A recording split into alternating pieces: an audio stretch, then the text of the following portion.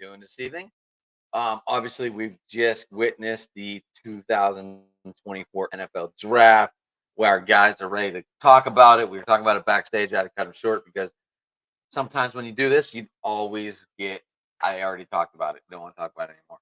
That's why I had to shut them up and we had to get this show started. Let's bring their folks in. First, we're going to start with Jason because he's the one that led this thing off for today. What's up, buddy? Yeah. Adam, I'm doing well, my friend. How you doing again, sir? Doing good, man. Doing good. Didn't think I was going to be on screen on time today. Got out of work a little bit later than normal. Here we are. We're ready to go. Yeah, I'm excited. I'm ready to go. Always a pleasure to be on the show, and I'm looking forward to talking ball with everybody else we have on here tonight. Let's get it going, man. Right, let's go. Next, we're going to bring on Dylan, Florida sports guy. I'm sure he's going to be talking Jags tonight with us. Jay will be talking Green Bay probably. Dylan, How are you, sir? Good guys. Done with stream for 2 nights and trying to figure out all the picks, all the undrafted players, and figuring out who's going to be the stud and who's going to be the dud of this year's draft class. Sounds like that is your next show for the road.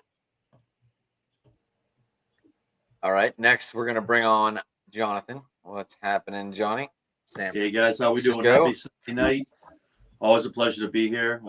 Let's talk about it, baby. Let's go. Let's go. He's ready to go. Next, we have our good friend Ryan. I swear he's been here from the start. He was on the video intro. And what's up, Brian? Man, I have a weird feeling I'm going to be up here past my bedtime just from the pre-show conversation I have with these guys. There's a lot of good football talking going to be here, so I might be here past my bedtime, but we'll see. It's all right. Then it's good conversation and everything else. Sometimes you go into work a little bit better in mood, especially on Monday. Monday's always I'm leaving early tomorrow anyway, so. Traveling for work or what?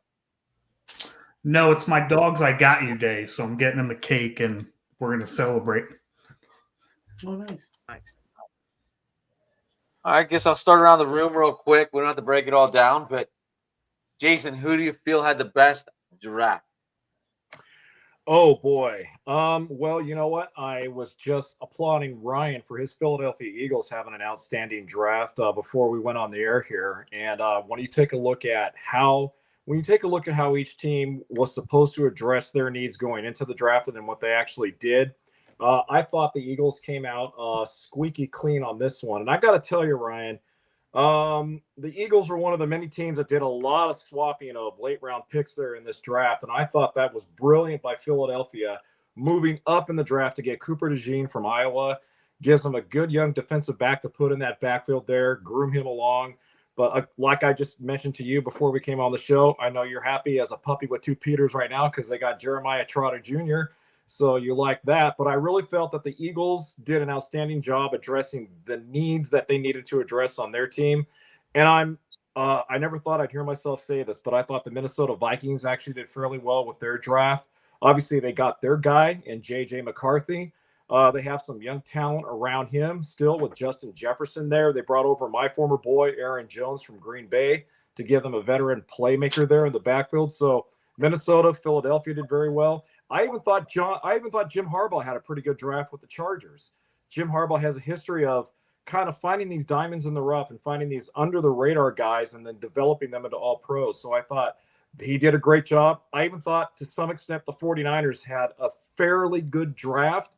John, you might disagree with me. Maybe you won't. But still, Philadelphia did well. The Chargers did well. Patriots, don't know what the hell they were doing. The Falcons, who cares?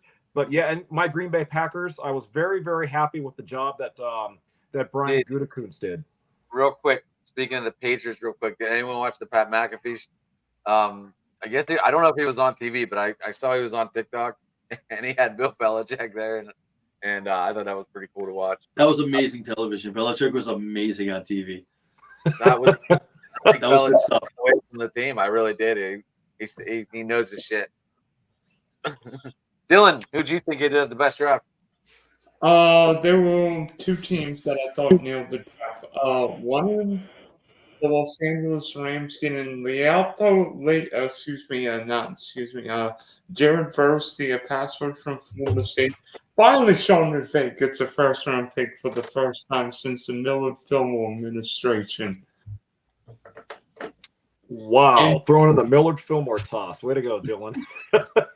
And two, the Indianapolis Colts stole Lealtu Leitu, the passers from UCLA, and Donnie Mitchell, the number one, the receiver you should have gotten from Texas. John, how do you feel at the best draft? So I got to agree with I got to go with like the room. I think the Eagles did a really good job of picking up what they needed on both sides of the ball. Definitely one of the top tier teams right now in the draft. It pains me to say this, but NFC West wise, I think the Cardinals did a great job with Harrison Jr. Also grabbing Elijah Jones as a corner too for the defense. I think they did a great job. And biasly, I think the Niners did a wonderful job getting what they needed on offense and also on defense to sew up some of their line and some of their cornerback coverage as well. Yeah. Ryan, we already talked. Everyone's saying the Eagles. I'm sure you agree, obviously. Yeah, I would agree. I think the Vikings had a very good draft too. Look, I know a lot of people are like wishy-washy about JJ McCarthy and what he did to help Michigan, and that it was all a run game and he didn't do anything. If you go back and you watch JJ McCarthy's film though, when asked to, this guy can make every throw on the football field. And if you watch him with the way he rolls out of the pocket, eyes constantly downfield, doesn't get flustered, has good mobility, like he wasn't asked to do it all the time simply because they played dominant defense and had a great run game. But if you watch the times he was asked to, ball out, he can. He had shown flashes. And now he's going into the most quarterback-friendly offense with Kevin O'Connell, who will make anybody look good. He's got the best wide receiver in the NFL. He's got Jordan Addison, who just had 10 touchdowns as a rookie, and TJ Hawkinson when he comes back from his injury. So he is very well set up to have a lot of success. And on top of that, they also drafted arguably, if not the best defensive front seven player in the draft in Dallas Turner. Yep. I mean, I think Minnesota set themselves up really nicely here. Yeah, I agree. I agree wholeheartedly. As much as I hate to disagree, I have to agree. I thought the Eagles, I thought the Packers had a good draft, Jay. I'm looking over what they got, a lot of their needs taken care of. Yeah, Adam, I was very, very thrilled, and I gave thumbs up here, 2 thumbs up to Brian Gutekunst, because he basically went in and addressed, pretty much like the Eagles, went in and addressed their biggest areas of need. And, the Packers have never been an organization historically that have always gone after the flashy guy to begin with, like Caleb Williams. And I knew that wasn't going to happen here with them. But as much as I really wanted them to take Graham Barton in the first round as their offensive lineman, I got to say I was satisfied with them drafting Jordan Morgan first in that round there out of Arizona. He's one of those under-the-radar guys that I mentioned that Jim Harbaugh likes. But when you look at Morgan, he is a massive, massive tackle. He's going to bring a lot of the bulk and a lot of the beef on that line that they're losing with David Bakhtiari, either retiring or going to another team there. I also like the drafting there of Edgerrin Cooper, the linebacker out of Texas A&M. They took him with the 45th pick in round 2. Watch out for this guy, Edgerrin Cooper, with his speed and with his ability to tackle in the open field. Pair him together with Quay Walker. Those 2 guys are going to be able to make up for the loss of Devondre Campbell. And also, they still got Isaiah McDuffie there, too. So that's going to be a good trio of linebackers for a long time. And then scrolling down here as well, I like Javon Bullard out of Georgia. I thought he was a sneaky good pick. But this is the pick I also really like the most. I love them getting the offensive lineman Jacob Monk in the 5th round. Offensive lineman out of Duke. Here's the reason why. Versatility. Monk went back and forth at Duke from right tackle to guard to center, right tackle. He fits that perfect mold that Green Bay looks for in their offensive line which is versatility. I think his footwork needs to improve a little bit. I think he needs to improve in the pass blocking area of the whole scheme of things. But still, you're right, Adam. If I were to grade the Packers draft, I would give it a solid B. They addressed their needs. They got the guys they needed at the key positions. And I think Gutekunst and Matt LaFleur here have to feel pretty good about the haul they came out with here this 2024 draft. Well, our 2 through 5 picks were correct, guys, on the in-house draft. I don't know if anyone paid attention to that or not, but I sort of did. we knew a little bit what we were talking about. Did you guys see how that mentalist, I forget what his name is, he predicted all 13, like the first 13 picks of the NFL draft, got them like on the spot? Wild. I can't remember what his name is, but he's a mentalist, and they were talking about it, and he predicted before the draft the first 13 picks, and he got them all right. I used to have a DraftKings account. I need to have him on one of my basketball shows. Wow, I did not see that. Dude. I mean, did. It was wild. It's wild. let's talk about the elephant in the room, though. I mean, a lot of those picks you probably could have predicted, but Michael Penix at number 8 to the Falcons. Who had the Falcons? Jamie had the Falcons with. I did. I had him taking DeJean. I did not have him taking Michael Penix. Penix is very perplexing. I mean, I just don't see. I mean, I don't see the reasoning behind it that early. I just don't see it. I don't. Or the Falcons say that was their best player on the draft board left, so they took him. Yeah, I mean, that early is one thing, but to a team that just paid a bag to a quarterback, I mean. Exactly. Well, not just that, Ryan, but a team that paid a bag, 3 years, $100 million to a 33, 34-year-old quarterback coming off an ACL injury. Yeah, okay, roll the dice there, crapshoot, Falcons. And by the way, Adam, what they said about Penix being the best player available at that spot on their draft board, that's bull crap. I'm not believing it. I'm not buying it. The Falcons could have easily taken somebody else that would have fit their needs somewhere else. I think what they were just trying to do was just be a bunch of punks. They just wanted to draft Penix for the hell of it so they could prevent anybody else from getting him. I agree with you guys. This is a major head scratcher, and I don't blame Kirk Cousins and his agent one bit for being a little sore under the collar on this one, because Cousins comes in, gets 3 years, $100 million. He's under the assumption, hey, I'm going to be the quarterback for the short term here right now. And then he sees them get Penix. It's like, guys, it's like you gave me the keys to a Porsche, but I'm driving off the car lot with a Ford Pinto. What's going on here? No, actually, I actually like Atlanta's pick of taking Penix. I thought Atlanta made a very smart pick because there were 66 starting quarterbacks who started at least one game last year. We don't know how well Kirk Cousins will play coming off a torn Achilles. And you shouldn't have paid him that bag. Well, I mean, the Falcons didn't know they'd draft a quarterback at 8. And B, if you look at the division right now, the Atlanta Falcons should win the NFC South, knock on wood. What if Kirk Cousins went down an injury? Well, Michael Penix could step in and be ready to rumble. And That was I'm with Dylan. And if you look at it, and we saw the Broncos get out of Russell Wilson's contract before it even really started. If Kirk Cousins is just awful this year, the Atlanta Falcons could say, bye-bye, Cousins. We'll have Penix be our signal call for the next 10 years or whatever. I wouldn't let him walk. You already owe him all that money. I would just let him hold the damn clipboard. Yeah, that's a weird way to run better business. Start signing guys and get a younger guy. If it doesn't work out, okay, get out of here. That's just a weird way to do things. I mean, honestly, that starts at the ownership down. I mean, let's sign this guy. Oh, we got a younger guy. Let's get him. That's kind of just not a good way to do things. And you referenced the Denver Broncos. Look at the shenanigans that put on the team and everyone else, and I'm sure in that locker room affected them as well. Like not knowing who's going to start and just all that stuff going on. It's just a weird way to do things. Of we got our guy. It's a maybe. We got the young guy. Oh, well, that's our backup plan. That's just, why would you do that? Because then the quarterback that you have under there, who you just paid the bag to, is not going to be 110%. I was looking over his shoulder wanting, the one time I have a bad game, this guy's coming in after me. I like it. It's almost like, if you guys have watched it today, it's almost like that. 2 words. Carson Wentz. Ryan,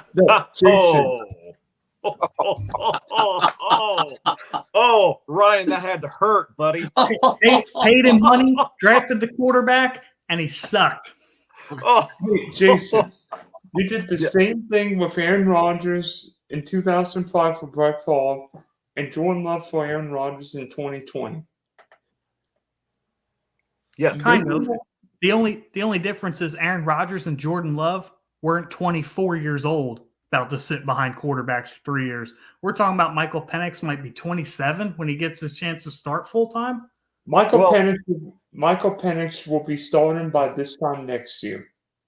And a little bit different with Aaron Rodgers getting drafted too, Dylan, is that when Aaron was drafted, I mean, Brett was already solidified as the starting quarterback in Green Bay, still well in his prime. So when he was drafted by the Packers, the organization clearly told Aaron, look, as long as Brett is still playing at a very high level, you're going to be holding the clipboard for us for a while. And when Aaron came out of Cal, he, as good a quarterback as he was in college, he wasn't an extremely heralded, high-ranked quarterback, which is why he fell so deep down in the first round to begin with. So Aaron had that expectation coming out of Cal that he was going to be riding the pine for a few years, learning behind Brett. And then subsequently on the flip side of that coin, same thing with Jordan Love. When Jordan Love got drafted, they were up front with him. They said, look, Aaron is still playing at the top of his game. We want you to learn behind this guy for a few years, and then let's see what you can do. So, Dylan, I get what you're going, and I agree with your comparison there, but also kind of different in the fact that the organization was very transparent with both of those guys when they drafted them, letting them know, hey, we're bringing you in to be our guy of the future, just not right away, which is what makes the Penix situation a little bit different here. Does anyone think they drafted Penix to try and get a trade for another first-round pick? No, that'd be so Curious, I mean- stupid. I don't want to beat the dead horse, but I just have to push back on the prediction you just had about Penix starting this time next year. So you're going to tell me if Cousins goes all the way, let's say it's an NFC Championship, it's not a Super Bowl. So he plays great, has awesome numbers. You're telling me in the offseason they're going to look at Cousins and go, sorry, buddy, you had a great year, but it's just Penix's time. So they're just going to seed him, get rid of the contract, and put Penix in. After Cousins has an amazing year. That's what you're saying? Yes. Okay. All right. Fair enough. Okay. Great. All right. What do you do with Cousins? You just trade him out? You just let him go from his contract of all the money you owed him? You just let him go? Bye-bye. Hopefully you get a trade.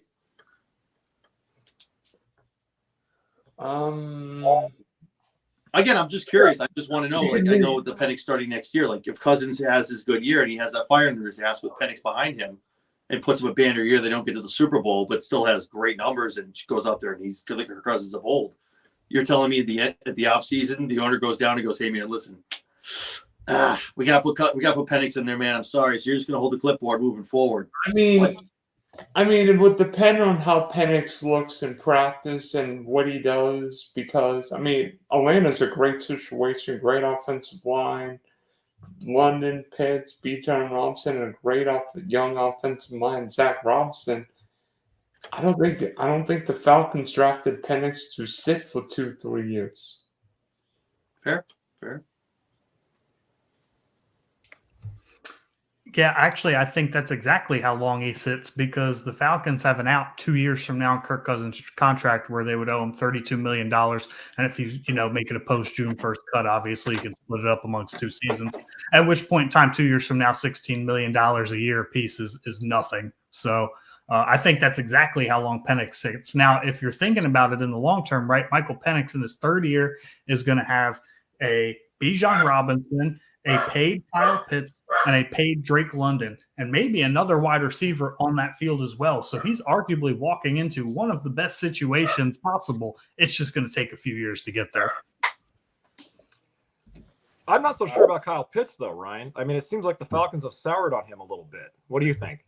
I think Arthur Smith soured on him a little bit, but he ain't there anymore. True. Good point. Adam, how'd you feel about your Steelers, buddy? I thought the Steelers actually, B-C on their draft. What'd you think about Pittsburgh? Is he even listening to me? No, I don't think he is. Who, me? No, the other Adam. Yes, you. The second Adam of the group. Sorry, I was trying to read about the Falcons wide receiver they drafted, Casey Washington. Sorry. He is 6'1". I thought you guys. Well, whenever you click on the guy, the draft pick comes up. I thought you guys could hear that. Nope. Anyway, what was your question? Yeah, I just wanted to find out what you felt about Pittsburgh's draft, man. You feel good about it?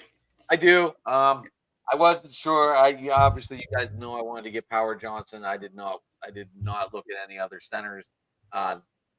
This kid out of Morgantown came up, and first words out of his mouth were, "I have a lot on my shoulders because this team produces Hall of Fame centers," and that just told me that this kid's going to be prepared, mentally ready to go.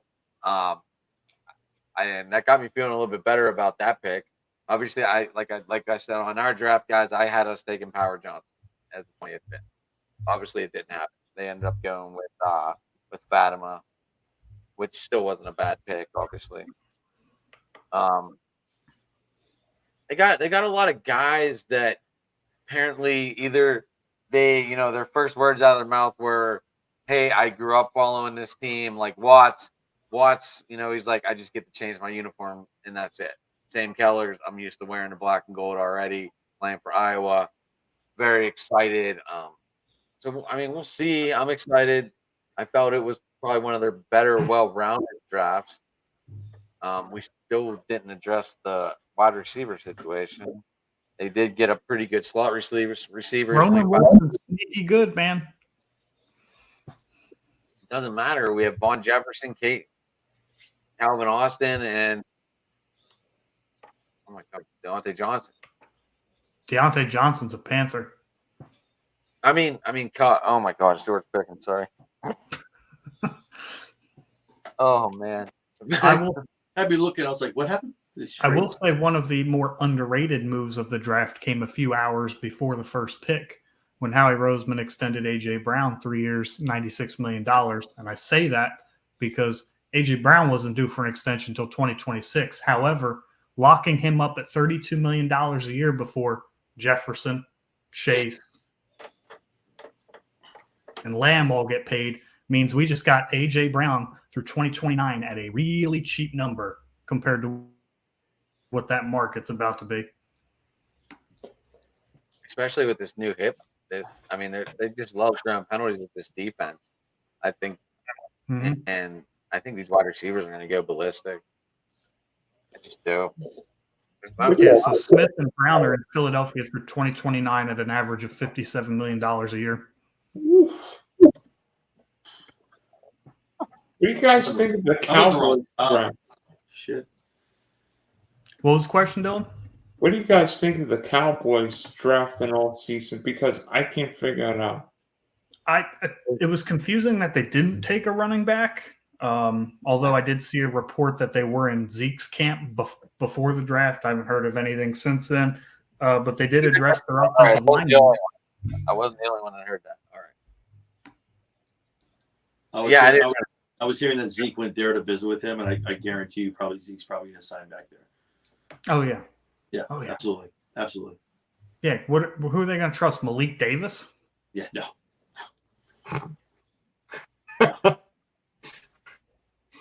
I have Vaughn. Ryan, I don't know. I took over that team. This kid had all the backups to the backup. Oh man, yeah. I don't know. They addressed their offensive line needs and then over addressed them, but they built in the trenches. So I think they had a fine draft. I just don't think they addressed their glaringly obvious need at running back, unless Malik Davis really is like that. But I don't think so. They signed Royce Freeman too, right? Oh yeah, I forgot about him. And then they had Doolittle, right? Deuce Vaughn. And Vaughn. They had Doolittle, right? What the hell's the guy's name? Rico Dowdle? Yeah. Doolittle, is that his name? Dowdle. Rico Dowdle. Yeah, this guy, the team I took over, Ryan, like I just said. I didn't realize it, but I have Austin Eckler, Brian Robinson, I have Doolittle and Vaughn.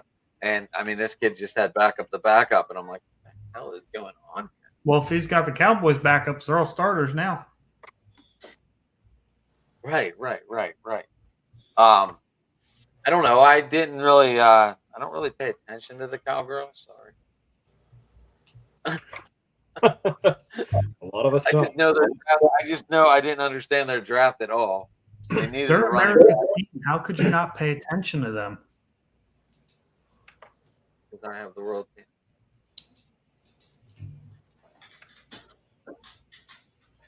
I don't know. I don't know. Anyway, I'm stuttering like a buffoon. I didn't pay attention to the Cowboys at all. Man, I mean, you know who else had a really interesting draft? The Buffalo Bills. That was a wild. Those were some wild picks with the Bills, man. Like, Rhyme or Here's reason. Kansas City. Here's the keys to a Ferrari. yo, Oh, by the way, a Ferrari that we Guys, need. guys, let me tell you a little something about the guy that they could have had that they missed out on there, Xavier Worthy. He played here locally in Fresno at Central High School. I had a chance to see that kid play, and let me tell you, Buffalo, boy, Josh Allen would have loved Xavier Worthy had Brandon Beane actually done a good enough job to actually keep that pick and not trade out of it and draft him. Xavier Worthy, the hype is real, guys. This guy is like a gazelle in the open field, but not only that, Xavier is a good kid. He has a good head on his shoulders. He does a lot of community work here in Fresno, California. He does a lot of charitable work with the Central High that he his alma mater, Central High. He's just a good kid. He has a good head on his shoulders. But with all that talent, let me tell you, Patrick Mahomes should be doing cartwheels right now because he's going to love Xavier Worthy. And all of a sudden now, depending on what happens with Rasheen Rice's situation in the offseason, with him and Rasheen Rice, they got a lot more speed in that receiving core for Patrick Mahomes to work with there. Don't forget about Hollywood Brown's 4.2740. He's there too. Right. Honorable mention, Ryan. Yeah, thank you very much. But yeah, guys, I was just like you. I was shaking my head trying to figure out what Brandon Beane was doing with the Bills. I'm like, are you bleeping kidding me? Xavier Worthy falls in your lap and you give that pick to Kansas City? You've got to be kidding me. Andy Reid right now, and Andy Reid's got to be feeling like a kid in a candy store and say to himself, Brandon Beane, what the hell are you doing? And anybody who says Xavier Worthy is just a speed burner did No. not watch Xavier Worthy run one single route at Texas. All they saw was the 40 at the combine. And they were like, yep, that's all this guy can do. You don't get 1,000 yards receiving 3 straight years with mediocre quarterback play at Texas without being a good route runner. He can actually catch the football too. So yeah, Was he the one in the combine that thought the event was over and they threw him another ball and he just caught it and then he had 2? Yeah, I think so. No, That wasn't I him? know who you're talking about. No, I thought that was him. that was a sick, nasty catch though. Yeah. So there's a hopefully Van Brand Granger. Hopefully his shoulders are wide enough to fit his name across his whole fucking back. Center they drafted from Georgia. Oh, We're talking about the Bills still. Oh, Cedric Van Pran Granger. Yeah, Yeah. the big name. Yeah, I'm looking at Buffalo's draft picks right now, and honestly, guys, I mean, they're all a crapshoot. Roll of the dice as far as what they're going to be and what their potential is. So yeah, who knows what Buffalo is doing. What's everybody think of Bo Nix at number 12? I'm sorry. Starting Denver week 1. Just curious. Real quick. Hold on, real quick. Where did Travis Clayton come from? Did he not come from a college? Pick number 221 for the Bills. Doesn't even have a college back next to his name. I don't even know who that is. I never heard of him. Let's see.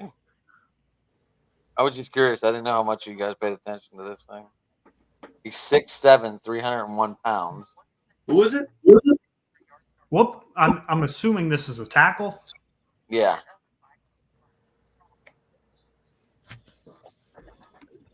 Maybe he's a rugby player. He was a rugby player. Yeah, I was about to say probably why he doesn't have a college next to him. English offensive line prospect whose experience in rugby shows up straight line speed and athleticism. There's a serious hard on for rugby players right now in the NFL, man. Everybody thinks they got the next Jordan Mailata. Yeah. All right, Listen, we're Buffalo talking Bills are about going to be. that's where I heard the conversation going before I wanted to see about this place. They have Bo Nix at 12. Seems to be an interesting one, too. Team to get to.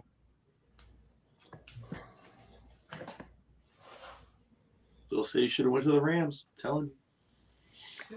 Is that where you went? Well, they got Stetson, lay off the Sauce Bennett. That,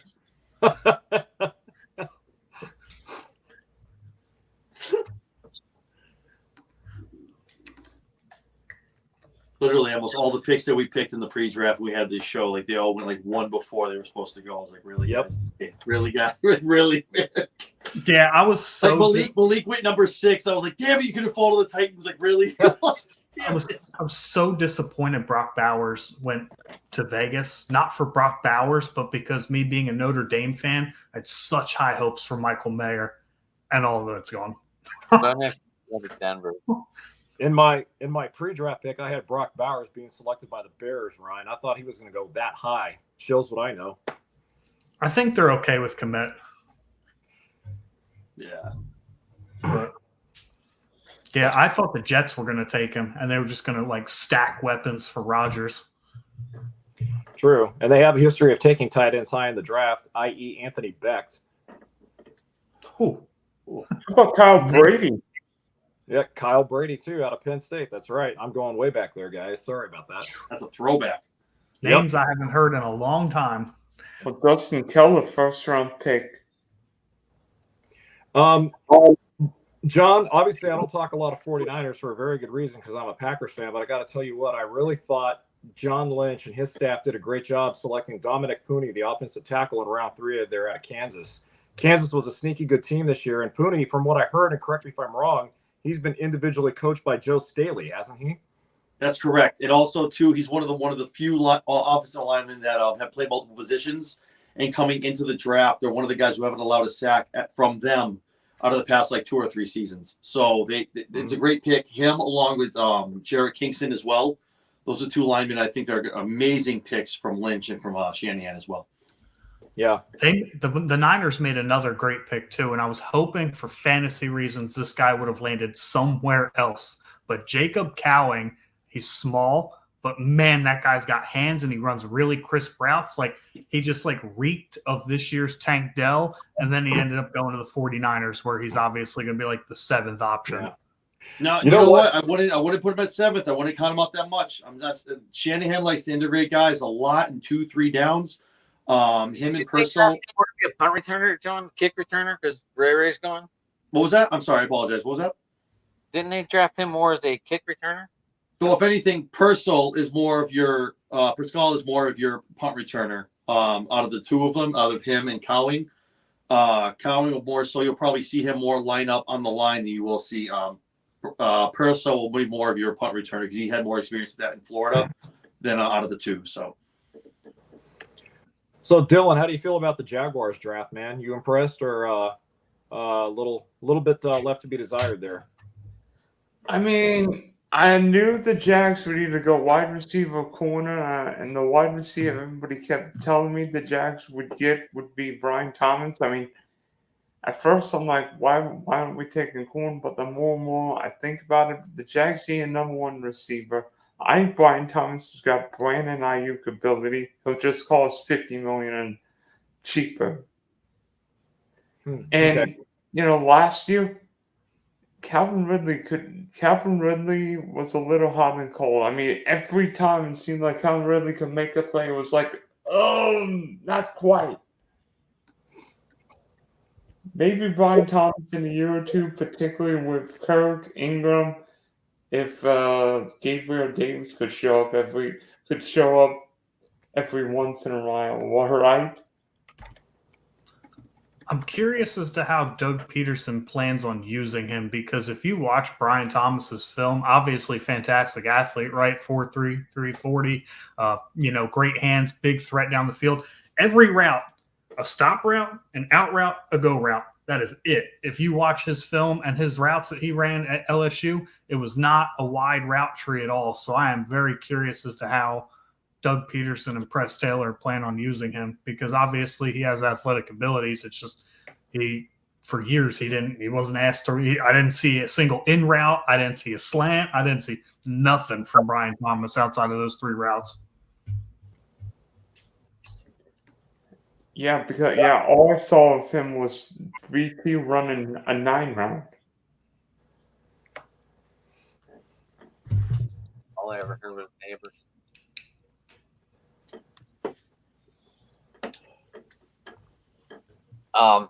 Anyone care about is anyone excited about the Caleb Williams pick? Anyone? No, Yes. No. Yeah. no, Well, I mean, the Packers fans shouldn't be. no. Well, no, Ryan, that's not the reason why I'm not excited about Caleb Williams. Here's why I'm not excited about Caleb Williams. Let's go Ryan in real quick.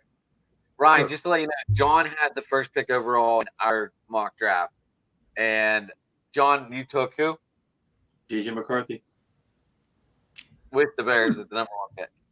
I Interesting. completely agree. I'm telling you, man, this kid, the Pats missed out on him by going with Maine. I'm telling you, we already talked about him about 15 minutes ago. The kid is stellar. He's going to be great in the NFL. He's going to be a great passer. And I think he just got overlooked by a lot of teams. He's going to prove a lot of guys wrong. If I'm him, I have a chip on my shoulder, and he's going to be amazing come 2-3 years down the road. We're sitting here talking about him. I was excited. I am not a Caleb Williams fan. Nothing against the kid. I don't know. I really paid attention to him this year in college, and I was like, I really don't see anything special about this kid. I saw a ton of Caleb Williams at USC, and he looked like Aaron Rodgers 2.0. The athleticism, all the same ability to make off-balance throws. Caleb Williams is Aaron Rodgers 2.0. Jason, Not you consistent. know it. Not You consistent. know it because you saw Aaron Rodgers in his prime. Caleb Williams is Aaron Rodgers 2.0. He will be Chicago's first 4,000-yard passer. I'm not. No way. Guys, this is the reason why I'm not too hyped on Caleb Williams right now. No way. It's not because I don't think he has talent. He obviously does have talent. Here's the reason why I'm not too high on Caleb Williams. In the weeks and months leading up to the draft, this guy was a clown in every single interview he was giving, saying that he wanted part ownership of any team that drafted him. His dad was saying he wanted this, he wanted that.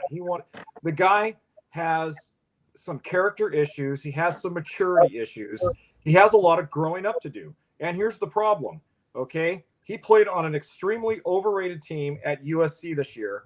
And yes, John, Dylan, you guys are right. The talent is there. That's not what I'm debating. The problem is what's going to happen when Chicago loses 3 games this season or 4 games this season, when they get pulverized by other teams just because they're young and inexperienced. I saw plenty of him at USC living out here in California to tell you. One shocking moment stood out to me where USC was getting their butts waxed by Oregon or somebody else. I forgot who they played. And Caleb Williams is over there sulking on the bench with a towel over his head and visually crying. Now, look, I played sports before. I'm as much a competitor as anybody else. I understand we all hate losing. And when guys lose, they deal with it in different ways. But there are other red flags to me that just flash out about Caleb Williams that I don't like. And I'll tell you what, it doesn't matter how much talent the guy has. Up here, if he can't grow up quick and if he can't shelve his ego for the 1 second, please, if he can't shelve his ego for the better of the team to develop and become better, then he is not going to amount to anything. And do I need to reference Jamarcus Russell? Do I need to reference Jeff George? Do I need to reference all these other guys who came out of college with big arms and big expectations, and they flamed out because they were more concerned about driving Porsches and getting Playboy centerfolds in their living rooms? That's what Caleb Williams is right now. Again, he's talented. It's what's up here that he doesn't have that I don't agree with, and that's why I'm not sold on him. Sorry. I thought the Bears made the most of their 5 choices, except for the first pick overall. I did like the Odunze pick. I felt that he was one of the top receivers in this class, maybe even number behind. I mean, I felt he was up there. I don't know. I mean, obviously the name Marvin Harrison Jr. carried a lot of weight behind it, but a lot of people were also saying Odunze might have been better. I think Odunze's in an interesting spot, right? Because when you think about it, on the surface, he's blocked by Keenan Allen and DJ Moore. So he may have a Jackson Smith and Jigba type entrance to the NFL where he doesn't make the immediate impact on the score sheet. However, if you think about the skill set that Rome Odunze has and that DJ Moore and Keenan Allen have, those are two guys that do two very different things from what Rome Odunze does. And that provides him the opportunity to learn behind, an elite route runner like a Keenan Allen or somebody who separates well like a DJ Moore. I think Odunze, year 2, year 3. I mean, as they move on to, as they move on past Keenan Allen, he's in a good spot.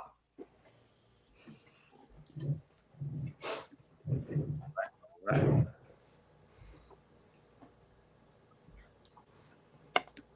What about the Bengals, guys? Anyone? I was a little surprised in me the Bengals took a big developmental tackle from Georgia with only 8 career starts. I mean, I thought the Bengals would have gone maybe a receiver, corner, pass rusher, or maybe the tackle from Washington.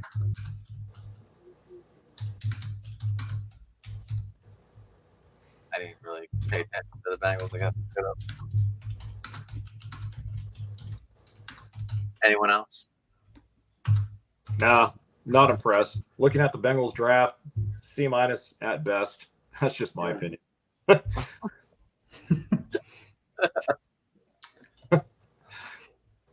Honestly, I think they're more concerned about how they're going to handle T. Higgins than they were with their draft. That's just me. Not a bad take. Right. T. Higgins is in an interesting position. Him, Brandon Ayuk. It's going to be interesting how those guys are handled. Yep. Yeah. Agreed. Completely agree. Completely.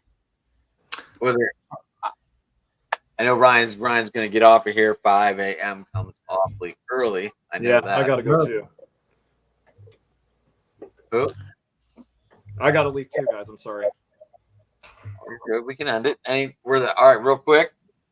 Were there any surprises? Penix, Bowers landing spot. Back-to-back tight ends in the first round for the Raiders. Mayer was a second rounder, 35th overall, right behind Laporta. Oh yeah, I'm sorry.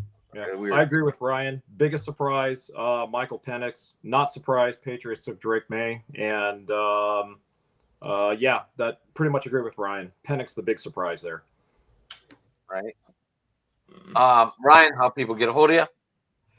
Yeah, you can find me on Twitter at BSing_sports. Handle is right down there. We're on YouTube every Saturday talking baseball. First pitch 105 for that show. Bill's been beating me up in the games a little bit recently, but hopefully I rebound this coming weekend. Well, Ryan, it's always fun catching up with you. Always fun doing a show. Likewise, Adam. I know this was very last minute, and I thank you for coming on. Yeah, I appreciate it. Alrighty. Jason, Yes. how people get a hold of you? Well, you guys can get hold of me on X as well. You can follow me there at where my long finger is pointing there at Dodger Jason. Feel free to follow, interact with me. Let's talk ball or something else. But again, thanks for having me on the show, Adam. It's always a pleasure. John, pleasure talking ball with you again, sir. And Dylan, same with you. Always a pleasure as well, guys. Thank you, sir. All right. Okay. Okay, we'll talk. We'll catch up. Yeah, most definitely. Thanks, Adam. All right, buddy.